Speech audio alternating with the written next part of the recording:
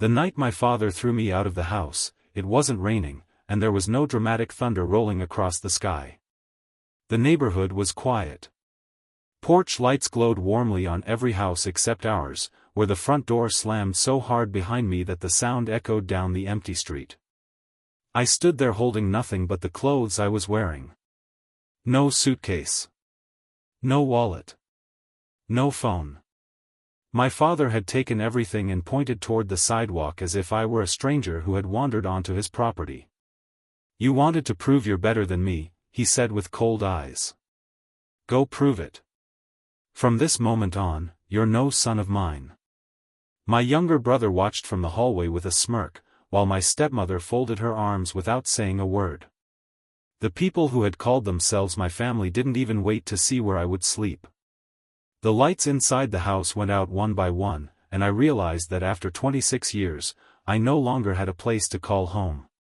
If you've ever been judged before anyone knew your true worth, stay with me until the end of this story. And if you love powerful stories of betrayal, redemption, and unforgettable twists, don't forget to subscribe because the biggest surprise is still ahead. Most people would have begged to come back inside. I didn't. I looked at the house one last time, smiled quietly, and walked away. To anyone watching, I looked like a defeated son who had lost everything. But appearances can be the greatest illusion of all. As I disappeared into the darkness, I carried a secret so enormous that not even my own father could have imagined it. By sunrise, my life would change forever.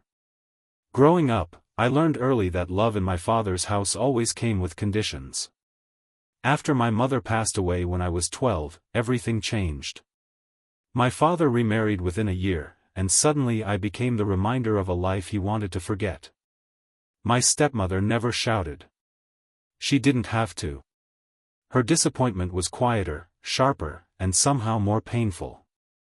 Every meal I ate felt like charity.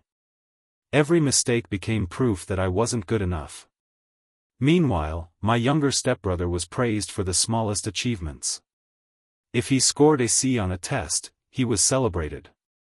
If I brought home straight A's, my father would simply nod and ask why I wasn't first in the entire school. I stopped chasing his approval before I even finished high school. Instead, I buried myself in books, online courses, and endless nights teaching myself programming. While everyone else slept, I learned to build websites, mobile apps, and software. My bedroom became my classroom. Every rejection I received at home became fuel for something bigger. My father thought I was wasting time on a computer. He had no idea I was building the future one line of code at a time. Years later, after college, I turned down several ordinary jobs. That decision was the final straw.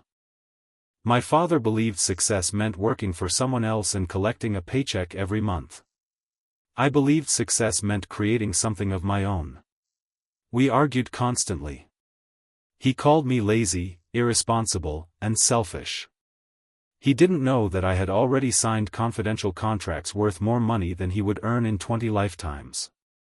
Every legal document carried the name of another company. Every investment was protected by strict confidentiality agreements. I had chosen secrecy because I wanted to know who loved me for who I was, not for what I owned. That decision came at a cost. The argument that ended everything started over something unbelievably small. My father demanded that I hand over the last of my savings to help my stepbrother start another business after 2 previous failures. When I politely refused, explaining that my money was committed elsewhere, he exploded.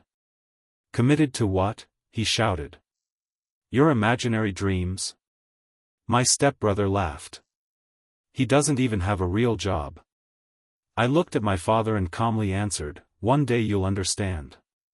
Those 5 words pushed him over the edge. He stormed upstairs, returned carrying a small box containing the few personal belongings I kept in my room, dumped them across the floor, and told me to leave. When I bent down to collect them, he kicked the box away. "No," he said. "You leave with nothing.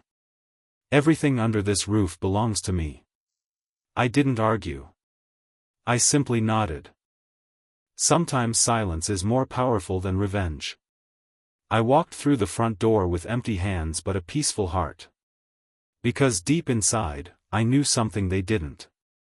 The cold night air hit my face as I reached the end of the street. I sat alone on a park bench and looked up at the stars.